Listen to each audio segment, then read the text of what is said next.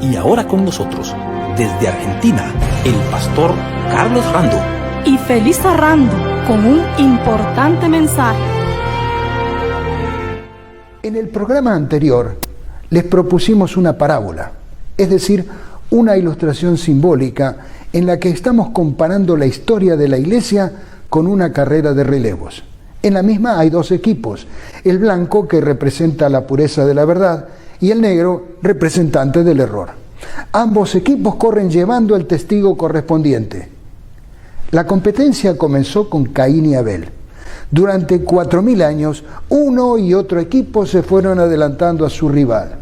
Naturalmente, el testigo blanco estaba en las manos de un pueblo elegido. Dios había escogido a Israel para que revelase su carácter a los hombres. Deseaba que fuesen verdaderos manantiales de salvación en el mundo. Por eso se les encomendaron los oráculos del cielo, la revelación de la voluntad de Dios. Pero el pueblo de Israel perdió de vista sus grandes privilegios como representante de Dios. Olvidaron a Dios y dejaron de cumplir su santa misión. Las bendiciones que recibieron no proporcionaron bendición al mundo. Ellos se apropiaron de todas sus ventajas para su propia glorificación.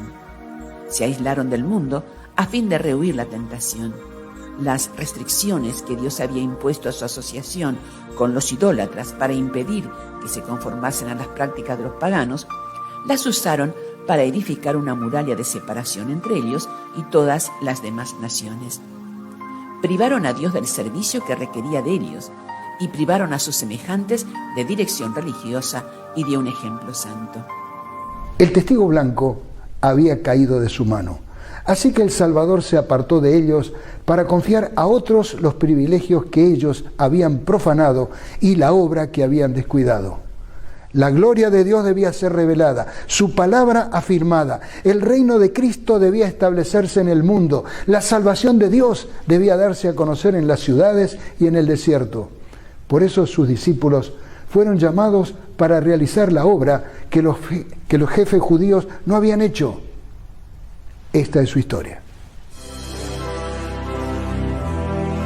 El testigo y sus testigos. La carrera de los siglos.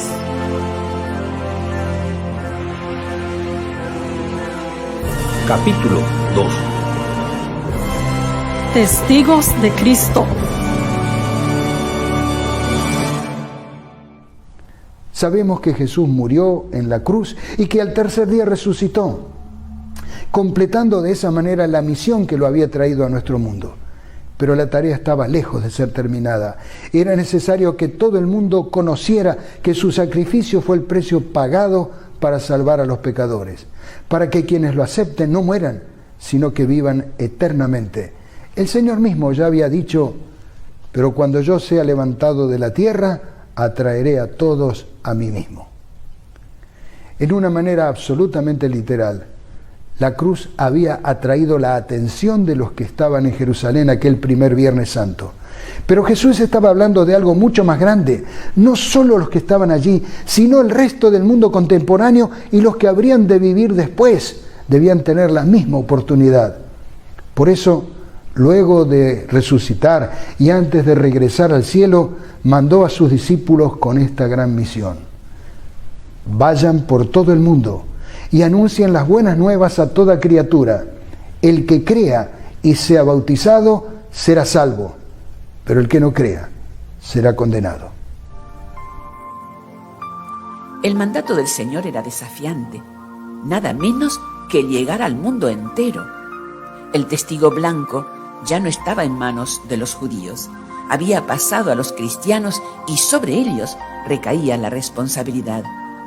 Pero cuando venga el Espíritu Santo sobre ustedes, recibirán poder y serán mis testigos, tanto en Jerusalén como en toda Judea y Samaria y hasta los confines de la tierra. Sin medios ni fuerza para cumplirla, la tarea a realizar parecía imposible, pero junto con la misión se les dio la capacidad para realizarla, porque nada menos que el Espíritu Santo, la tercera persona de la divinidad, les ayudaría a testificar en el mundo entero. Pero ¿cuán grande era el mundo? En ese tiempo ellos no podían tener idea de su tamaño real y faltaban todavía 15 siglos hasta la era de los descubrimientos, en especial el descubrimiento del continente americano. Era obvio que no podrían cumplir la misión en sus días y que tendrían que pasar el testigo a otros y estos a otros y ellos a otros, hasta que al final los últimos receptores cruzaran la meta. La carrera todavía sería larga, así que, sin pérdida de tiempo, debían comenzar la segunda etapa. Jesús había dicho que las Sagradas Escrituras son las que dan testimonio de mí. Quiero enfatizar que, a partir de esto que Jesús dijo, los testigos que los corredores simbólicos habrían de pasar a las generaciones sucesivas eran las doctrinas escritas en la palabra de Dios. La verdad acerca de Cristo y su sacrificio redentor, la esperanza de su regreso, el triunfo sobre la muerte y la obediencia a sus mandamientos como la condición para heredar la vida eterna. Su misión debía comenzar ahí donde estaban, en Jerusalén, pasar a los lugares vecinos y luego ir hasta los confines de la tierra. La orden era clara. Había que comenzar por Jerusalén y ahí mismo empezaron. Y comenzaron bien, con 10 días de oración, al final de los cuales el Espíritu Santo los llenó del poder prometido. El 10º día, el día señalado por el calendario ritual, era el día de Pentecostés, cuando se celebraba la cosecha. Y por cierto que hubo cosecha, nada menos que 3.000 personas fueron bautizadas en los estanques de Jerusalén, provocando una conmoción en la emblemática ciudad. El rápido avance de la predicación entre los judíos provocó que tuvieran que comparecer ante las autoridades de la ciudad. Cuando fueron presionados por los sacerdotes, valientemente dijeron: nosotros somos testigos de estos acontecimientos, y también lo es el Espíritu Santo que Dios ha dado a quienes le obedecen. Sí, Jerusalén había tenido sus testigos y se había cumplido con la orden del Señor de comenzar por la ciudad santa. Pero el adversario no podía quedar pasivo. La naciente iglesia había elegido 7 diáconos. Uno de ellos era Esteban.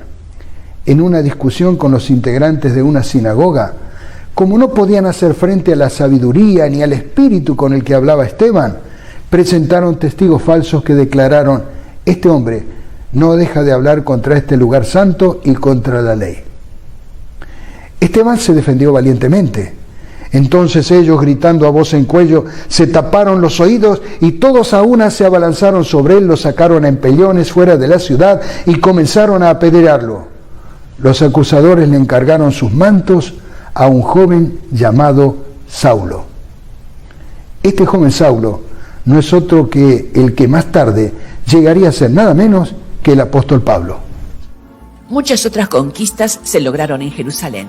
Miles de personas, incluyendo a varios sacerdotes judíos, aceptaron la nueva fe. Ahora debían continuar en Judea. Así que cambiamos la escena, y esta va a incluir a los gentiles, es decir, a los no judíos. Pedro sale de Jerusalén y se traslada 70 kilómetros al oeste hasta Jope, la actual Jaffa, la cual es hoy un suburbio de Tel Aviv.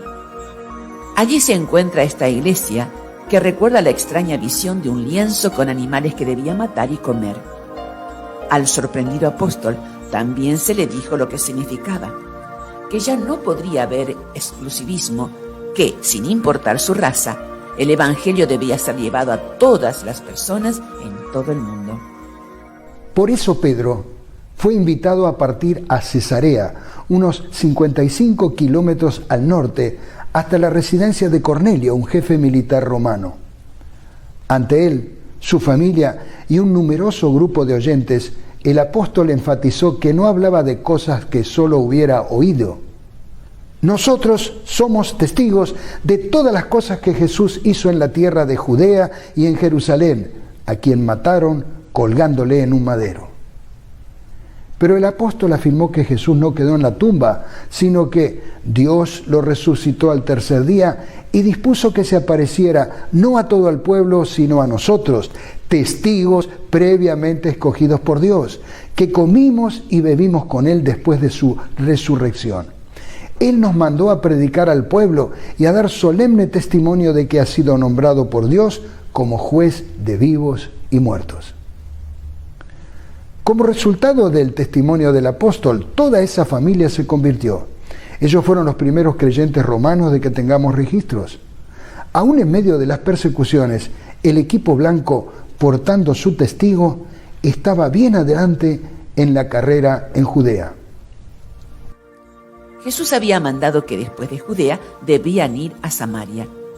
Con el argumento de que era el sucesor del templo de Salomón, en la ciudad de Samaria se había construido otro templo para rivalizar con el de Jerusalén. Es conocido que judíos y samaritanos no se trataban entre ellos, pero el Señor les había dado el ejemplo con el incidente de la mujer samaritana junto al pozo de Jacob. Ellos lo recordaban bien, por eso otro de los diáconos recién nombrados, Felipe, descendiendo a la ciudad de Samaria, les predicaba a Cristo. Y la gente, unánime, escuchaba atentamente las cosas que decía Felipe, oyendo y viendo las señales que hacía, así que había gran gozo en aquella ciudad. Sin embargo, ya desde antes había en esa ciudad un hombre llamado Simón que, jactándose de ser un gran personaje, practicaba la hechicería y asombraba a la gente de Samaria. Pero cuando creyeron a Felipe, que les anunciaba las buenas nuevas del reino de Dios y el nombre de Jesucristo, tanto hombres como mujeres se bautizaron. Simón mismo creyó y, después de bautizarse, seguía a Felipe por todas partes, asombrado de los grandes milagros y señales que veía. Sí, el testigo blanco se adelantó en Samaria y superó a la hechicería y a la superstición. Ahora había que expandirse al norte y al sur, al oriente y al occidente y al resto del mundo. El primer país evangelizado fuera de Israel fue Etiopía al sur. Y no llegó el evangelio allí por ninguno de los discípulos, sino por otro notable testigo, un funcionario local. Luego de la victoria en Samaria, el Espíritu Santo llevó al diácono Felipe a un camino en dirección suroeste. Allí se encontró con el tesorero de la reina de Etiopía, que se había convertido al judaísmo y que estaba regresando a su país desde Jerusalén, a donde había ido a adorar y donde seguramente compró un rollo con el libro del profeta Isaías. Lo venía leyendo mientras el carro estaba en marcha. Felipe se acercó y le preguntó si entendía lo que estaba leyendo, que era el texto que habla del Mesías. El tesorero necesitaba mayor explicación, así que lo invitó a subir y mientras el carro seguía su camino, Felipe le fue enseñando. Al llegar a un lugar donde había suficiente agua, el tesorero pidió ser bautizado. Una vez que salieron del agua, el Espíritu Santo volvió a llevarse a Felipe hacia el norte, mientras el funcionario continuó el camino hacia su patria. Cuando llegó a Etiopía, el tesorero, ahora convertido en cristiano, tomó el testigo y adicionó a sus tareas de gobierno una de importancia mayor. Su testimonio ayudó a que, hacia el año 350, Etiopía llegara a ser una nación cristiana, con Frumencio como su primer obispo. Esta nación nunca fue conquistada por un poder extranjero, y los cristianos coptos hasta hoy conservan buena parte de las doctrinas puras de la iglesia primitiva, lo que demuestra que aceptaron de buen grado la predicación del funcionario de la reina. Al norte de Israel se encuentra Siria. En la época apostólica, su capital, Damasco, ya era una ciudad de 2000 años de antigüedad. El antiguo reino sirio estuvo sometido a Egipto hasta el 1250 a.C. Más tarde, en el siglo VIII a.C., Asiria subyugó todo el país. Poco después, el dominio pasó a Babilonia en el siglo VII a.C. Los persas se lo anexaron en el 538 a.C. y lo retuvieron hasta que 200 años más tarde Alejandro Magno se apoderó de él. Quedó en poder de los griegos hasta que, en el año 64 a.C., pasó a ser una provincia romana. A causa de la persecución judía, algunos cristianos habían huido de Jerusalén hacia Damasco. Ellos portaban el testimonio blanco. La carrera estaba siendo ganada allí. Sin saberlo ellos, un representante del equipo negro, sin embargo, había planeado detenerla. Saulo, respirando aún amenazas y muerte contra los discípulos del Señor, vino al sumo sacerdote y le pidió cartas para las sinagogas de Damasco, a fin de que si hallase algunos hombres o mujeres de este camino, los trajese presos a Jerusalén. Lo que Saulo de Tarso ni siquiera podía imaginar, sin embargo, ocurrió. Este miembro del Sanedrín fue convertido en forma milagrosa porque el Señor mismo se le apareció en el camino a Damasco. Prácticamente ciego como resultado de la visión, fue llevado a esa ciudad donde esperó hasta que Ananías lo visitó. El orgulloso perseguidor escuchó de labios del enviado del Señor un mensaje sorprendente. Él le dijo: el Dios de nuestros padres te ha escogido para que conozcas su voluntad y veas al justo y oigas la voz de su boca, porque serás testigo suyo a todos los hombres de lo que has visto y oído. Saulo iba portando el testimonio negro, pero fue milagrosamente cambiado de equipo para llegar a ser uno de los más brillantes representantes del equipo del Señor. La iglesia de la ciudad de Damasco había sido protegida milagrosamente. Sin embargo, el cristianismo no pudo asentarse tan firmemente allí como sí lo hizo en Antioquía, la capital de la provincia romana de Siria. Antioquía, hoy Antaquía, está situada en el extremo sur de lo que actualmente es Turquía. Esta ciudad fue reconstruida varias veces a lo largo de la historia durante las épocas greco-romana y cristiana. En Antioquía estaba situado el edificio de la administración de los oficiales romanos del Este. Era un importante centro cultural, comercial y religioso. También habitaban allí muchos judíos, y en esa ciudad, por primera vez, a los seguidores de Jesús se les dio el nombre de cristianos. Allí Pablo y Bernabé fueron apartados por el Espíritu Santo para ser los primeros misioneros a tierras lejanas, especialmente para alcanzar a los gentiles, es decir, a los no judíos. Así que Antioquía llegó a ser la base de operaciones para sus viajes misioneros. En esa ciudad, la providencia divina estaba velando por el futuro del Evangelio.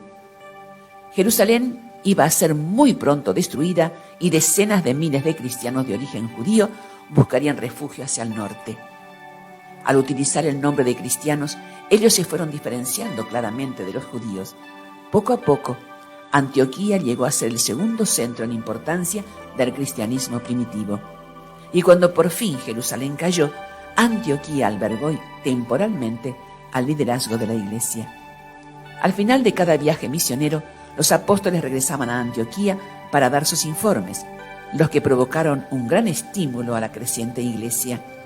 Por eso la ciudad llegó a ser un gran centro de dispersión del Evangelio. A unos 300 kilómetros al noreste de Antioquía estaba el segundo centro en importancia de Siria, la ciudad de Edesa, cuyo nombre actual es Sanliurfa. Está situada en el sur de Turquía y cuenta con una población de 500.000 de habitantes, mayormente kurdos. Hace casi 2000 años se plantaron en ella los orígenes del cristianismo, que desde allí y por el camino de la media luna fértil se expandió a Persia, Partia, India y China. Como en Edesa se hablaba el más puro siríaco, es decir, el arameo, el idioma que hablaban Jesús y los apóstoles, poco después de la muerte de estos, el Nuevo Testamento se tradujo a esa lengua. Esta noble versión se llamó la Peshita, que significa simple, y que por siglos tuvo una amplia circulación en el este y hasta hoy es tenida en alta estima en grandes comunidades orientales. Aquí, en Edesa, estuvo el primer templo cristiano. Aquí se escribió el Dietaserón, la primera armonía de los evangelios, y aquí estuvo el primer rey cristiano. Retrocedamos en el tiempo para responder a una interesante pregunta. ¿Dónde fueron los 12 discípulos a cumplir su misión? Este es el cuadro de la dispersión de estos testigos. Matías, el apóstol que fue elegido para reemplazar a Judas, quedó para confirmar la obra en Jerusalén. Mientras tanto, los otros 11 cumplieron el mandato de avanzar hasta lo último de la tierra. Según la historia y la tradición, se afirma que Andrés fue a Macedonia, Grecia, Asia Menor y Rusia. Bartolomé ministró en India, Armenia y Etiopía. Santiago, hijo de Alfeo, fue a Persia. De Santiago, hijo de Zebedeo, se dice que evangelizó la actual España, aunque la tradición es que en realidad su cuerpo ya fallecido fue sepultado en lo que hoy es Santiago de Compostela, en Galicia. Judas Tadeo trabajó en Mesopotamia y Persia. Mateo fue a Egipto y Etiopía. Pedro comenzó en Jerusalén y siguió a Antioquía y Roma. Felipe se dice que además de la cercana Asia Menor, fue a Francia y Rusia. Simón estuvo en Egipto, Mauritania, África, Libia, Gran Bretaña. Tomás fundó la Iglesia del Este y luego fue a la India y llegó hasta China. Juan, el último apóstol con vida, trabajó en Palestina y la actual Turquía. Él escribió el Apocalipsis. En el año 70, los ejércitos romanos estaban sitiando a Jerusalén y su caída era inminente. Por eso, siguiendo la profecía y la advertencia de Jesús, cerca de 100.000 cristianos huyeron de Judea, cruzando el Jordán hasta la región de Decápolis, nombre que significa 10 ciudades. Los romanos las habían mejorado exaltando la cultura y la filosofía griegas. Una de esas ciudades era Pella. La dispersión de los cristianos ayudó también a la dispersión del Evangelio, porque en los años que siguieron, los creyentes se multiplicaron formando grandes comunidades.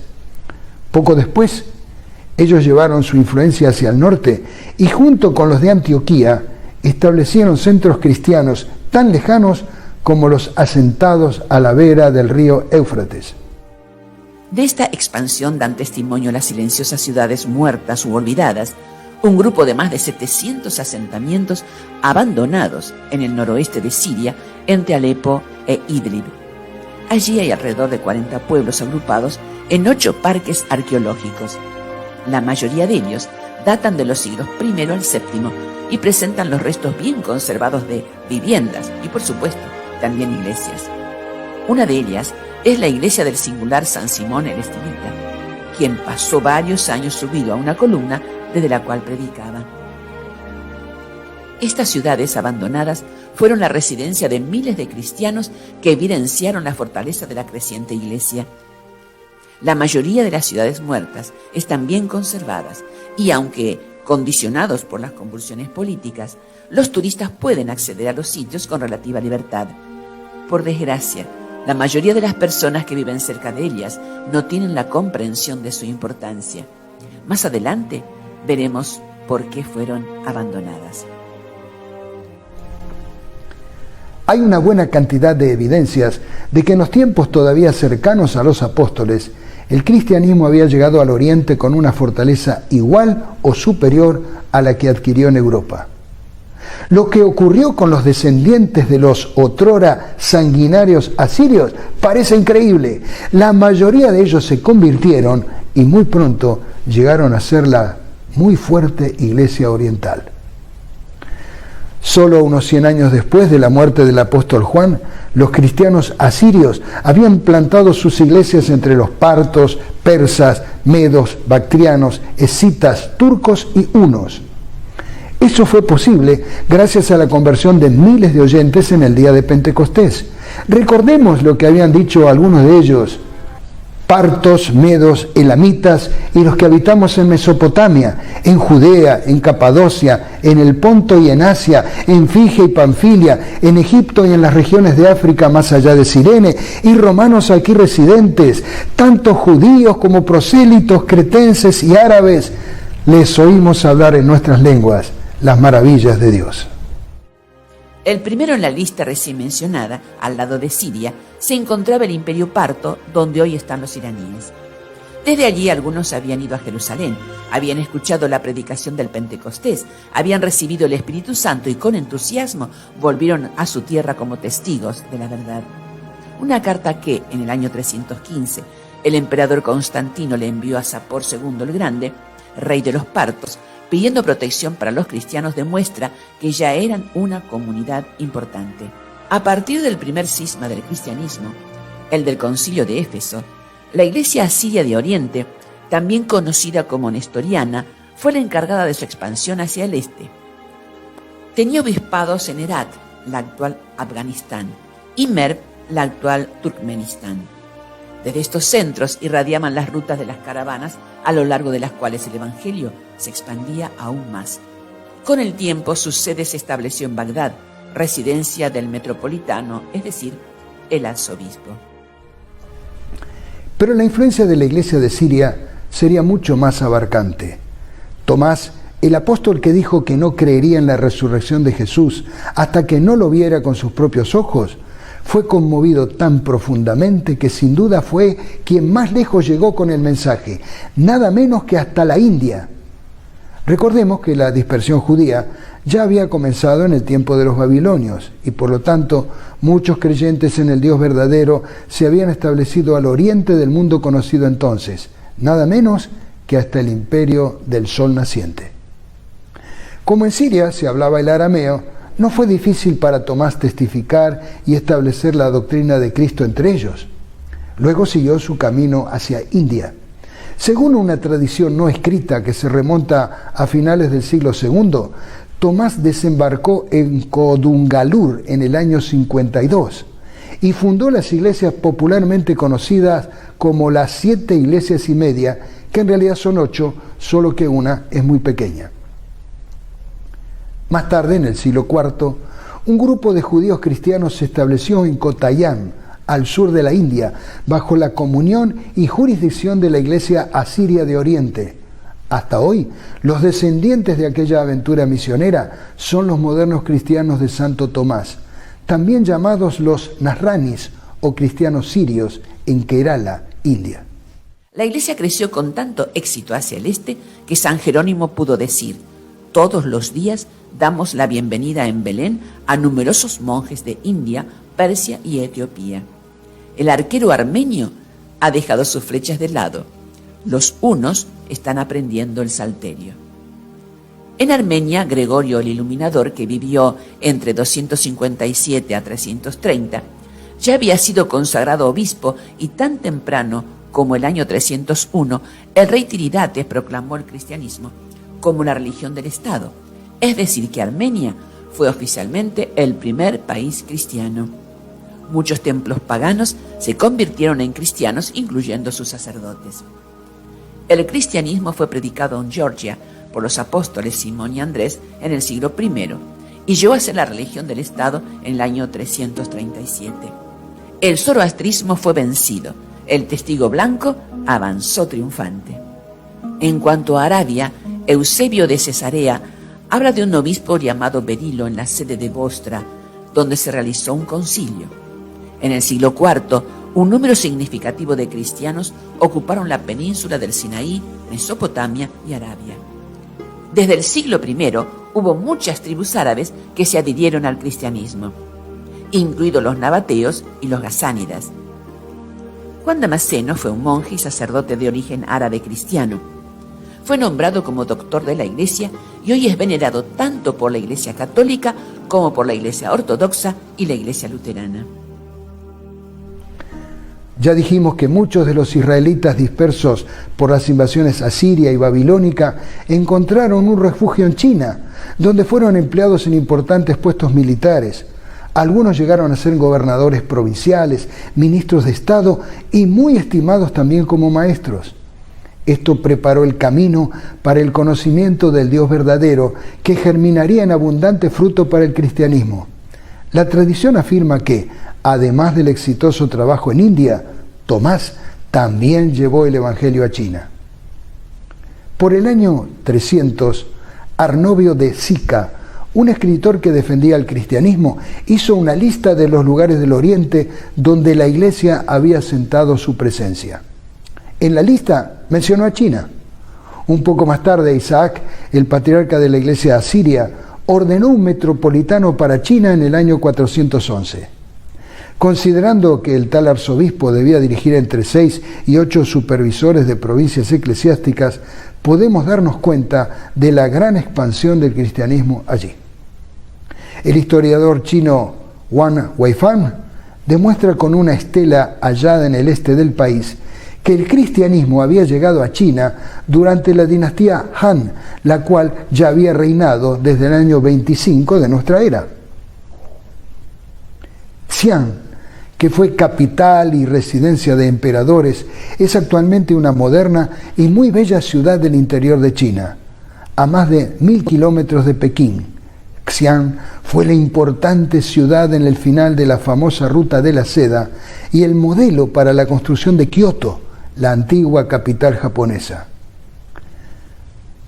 Con 2 millones de habitantes entonces, y tanto más importante que ella, fue considerada la Roma del Oriente. En esta ciudad, accidentalmente se encontraron en marzo de 1974 los guerreros de terracota, un conjunto de más de 8.000 figuras de guerreros y caballos de terracota a tamaño real, enterradas supuestamente para protegerlo cerca de la tumba del autoproclamado primer emperador de la dinastía Qin, Qin Shi Huang. Lo más destacable de esta notable ciudad es que también alberga el Museo de Estelas más importante de China. Formalmente, este Museo de Lápidas fue fundado en 1944 dentro del complejo de un antiguo templo de Confucio. Entre las miles de piezas en exposición, una de ellas es la llamada Estela Nestoriana, una de las más famosas de China, tallada en el año 781. Esta estela es especialmente importante porque contiene información sobre la vida de las comunidades cristianas en el norte de China. Había permanecido enterrada durante más de 5 siglos, probablemente para evitar que fuera destruida durante algún período de disputas religiosas. En el año 1625, durante la construcción de una iglesia, fue providencialmente descubierta por accidente. Se cree que dicha estela fue escrita por Adam, metropolitano de China y amigo del emperador, bajo el título Monumento conmemorativo de la propagación de la luminosa religión de las iglesias sirias en el Reino Medio. La estela tiene una prolongada inscripción en chino y algunas palabras en siríaco. Se refiere a la creación, la entrada del pecado, la encarnación y crucifixión de Jesús y el bautismo. Se rinde homenaje a los misioneros que llegaron a China en el siglo VII. Entre ellos es mencionado específicamente el misionero Alopen, quien les trajo las escrituras en 27 libros. También en la estela se enfatizan los conceptos de la Trinidad de Dios y la Encarnación. También por el hallazgo arqueológico de una iglesia y las observaciones de Marco Polo, se sabe que el nestorianismo continuó en China durante siglos y que creció en el siglo XIII, cuando los mongoles conquistaron el imperio del centro. De hecho, se considera que muchos familiares de Gengis Khan eran cristianos nestorianos. Otra iglesia nestoriana fue descubierta en la ciudad de Gaocheng. Hacia el oriente, el testigo blanco había llegado hasta lo más remoto del mundo de entonces. Vamos ahora al occidente. La caída de Jerusalén también produjo un tremendo impacto en los millones de judíos que vivían fuera de Palestina. Sorprendidos por la precariedad de su amada nación, muchos de ellos, libres ya del fanático legalismo de los rabíes, estuvieron más abiertos a reconocer que la profecía se estaba cumpliendo y por lo tanto más dispuestos a escuchar y aceptar el Evangelio. Al occidente de Palestina y de Siria se encontraba la provincia romana de Asia, es decir, el Asia Menor. Toda ella es hoy la mayor parte de Turquía. En la época del Nuevo Testamento, este territorio estaba dividido en varias provincias romanas y estados subordinados: Asia, Bitinia y Ponto, Galacia, Cilicia y Capadocia. Dentro de su geografía se incluyen también varias islas cercanas: Chipre, Patmos, Rodas, Samos, Kos, Asón, Mitilene, Quío, Gnido. en el Asia Menor. Es donde están las ciudades que de una u otra manera jugaron un papel importante en la historia del Nuevo Testamento. En pocos años, en la mayoría de ellas se plantaron iglesias. Tarso, Derbe, Listra, Iconio, Antioquía de Pisidia, Perge, Atalía, Hierápolis, Laodicea, Colosa, Filadelfia, Sardis, Esmirna, Tiatira, Éfeso, Pérgamo y Tróade. El testigo blanco parecía imparable. En el centro del Asia Menor se ubicaba Galacia, donde se asentaron algunas tribus de galos que emigraron de las tierras celtas germanas a principios del siglo III a.C. La región tomó su nombre de estos galos y sus habitantes se llamaron gálatas. Su capital fue Ancira, la actual Ankara, capital de Turquía. Desde allí se fueron adueñando de las poblaciones de la costa Egea. A partir del 189 a.C., esta región, junto con otras adyacentes, fue gobernada directamente por Roma, hasta que en el 25 a.C. se convirtió en la provincia romana de Galatia. El mensaje que Pablo les predicó prendió en sus corazones. A ellos les envió una de sus cartas y con el tiempo hubo también algunos misioneros que lo llevaron a lo que hoy es Francia.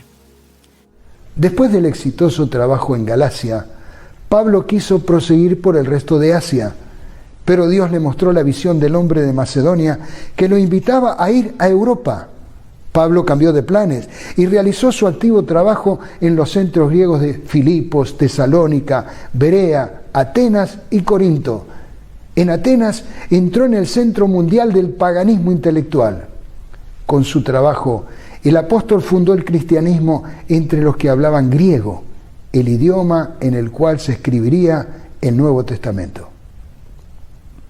Usando este idioma como base, un misionero del imperio bizantino en el primer imperio búlgaro, posiblemente San Clemente de Ohrid, inventó en el siglo X el llamado alfabeto cirílico, que sería usado en la Rus de Kiev, la madre de las actuales Ucrania, Bielorrusia y la propia Rusia. Pero tampoco era el mundo griego el punto final del trabajo del gran apóstol. Luego de varias peripecias, a la noche siguiente se le presentó el Señor y le dijo: «Ten ánimo, Pablo, pues como has testificado de mí en Jerusalén, así es necesario que testifiques también en Roma». En este caso, el testigo no llegaría por la puerta grande, sino como un prisionero del imperio. Desde que lo apresaron en Jerusalén, Pablo inició el largo viaje hasta Roma. En el trayecto, todavía pudo dar testimonio en las diferentes situaciones en que se encontró y que están narradas en los Hechos de los Apóstoles. Parte en la prisión y parte en arresto domiciliario, Pablo pasó el final de su ministerio en Roma, solo interrumpido por un breve tiempo en que fue liberado, y donde pudo cumplir con su sueño de ir a España. Visitó la antigua Tarraco. Así que, tal como lo sostienen en una iglesia del lugar, pudo haber residido durante algunos meses o quizá un año allí, antes de volver a Roma, donde fue decapitado por Nerón hacia el año 67. Pero antes de su muerte, tuvo el privilegio de ver la iglesia establecida en la gran capital del imperio. Su epístola más extensa fue dirigida a ellos. Así como se había expandido al oriente, la iglesia también creció hacia el occidente de Roma. Uno de los padres de la iglesia, Tertuliano de Cartago, que vivió entre 155 y 220, decía: «Ayer nacimos y hoy llenamos el imperio. Las ciudades, las islas, los castillos, las villas, las aldeas, los reales, las tribus, el palacio, el senado, el consistorio. Solo dejamos vacíos los templos para vosotros, los paganos». Antes del 400, el cristianismo alcanzó a los germanos al norte del Danubio gracias al ministerio de Ulfilas, enviado por el obispo de Constantinopla y que tradujo la Biblia a su idioma. El apóstol de Escocia fue Columba, fundador de la misión céltica. Tuvo resultados, ya que no solo reyes y gobernantes aceptaron al cristianismo, sino que estableció una sólida misión. Llegó a ser abad y fundó varios monasterios en Irlanda. En 563 fue a la isla de Iona y fundó un monasterio. El cristianismo de las Islas Británicas durante este período no estaba ligado con Roma. Era de origen celta, con un fuerte espíritu misionero que preparó el camino para la evangelización del norte de Europa. En el siglo V, el bretón Patricio, hijo de un diácono, capturado a los 16 años por piratas irlandeses, logró escaparse. Desembarcó en Ulster y, transformado en misionero, viajó por todo el país y fue denominado el apóstol de Irlanda. Niniano, otro bretón, hijo de un caudillo cristiano, estudió en Roma y con San Martín de Tours. Regresó a Escocia en el 400. Comenzó la evangelización de bretones, pictos y escoceses por el año 412. El apóstol de Alemania fue Bonifacio, que nació en 679 y fue educado en un monasterio cerca de Winchester. Se hizo monje y fue candidato a abad. Se unió a Willibrordo, misionero en Utrecht, Holanda, y siguió a Alemania, donde sería su obispo y más tarde arzobispo de Mainz. Un capítulo especial merece el valiente pueblo valdense, quienes desde su base en el Piamonte italiano partían como comerciantes, pero llevaban el mensaje bíblico escondido entre sus ropas y cuando hallaban la oportunidad lo exponían a los oídos atentos. Durante cientos de años fueron depositarios de las verdades del Evangelio. El apóstol Pablo escribió en su epístola a los Colosenses: para esto deben permanecer firmemente basados en la fe, sin apartarse de la esperanza que tienen por el mensaje del Evangelio que oyeron. Este es el mensaje que se ha anunciado en todas partes del mundo y que yo, Pablo, ayudo a predicar. En las palabras de Pablo hemos subrayado que el mensaje se había anunciado en todas partes del mundo conocido entonces. En nuestra ilustración de la carrera de los siglos, hemos hecho un somero resumen del avance glorioso del Evangelio. Los testigos de Cristo habían llenado el mundo con el conocimiento de su sacrificio redentor. En este capítulo nos hemos focalizado en el avance del testigo blanco, pero no todo eran luces. Ya tempranamente, Pablo les escribió a los de Galacia: ustedes estaban corriendo bien. ¿Quién los estorbó para que dejaran de obedecer a la verdad? Ya en el primer siglo estaban surgiendo herejías. Lo peor estaba por venir, como lo veremos en el próximo capítulo. Pero no cerraremos este capítulo con una nota triste. Una carrera tiene sus altibajos. A ratos se va ganando, a ratos se va perdiendo. Estamos a favor del equipo blanco y nos gozamos en que por ahora vamos ganando la carrera.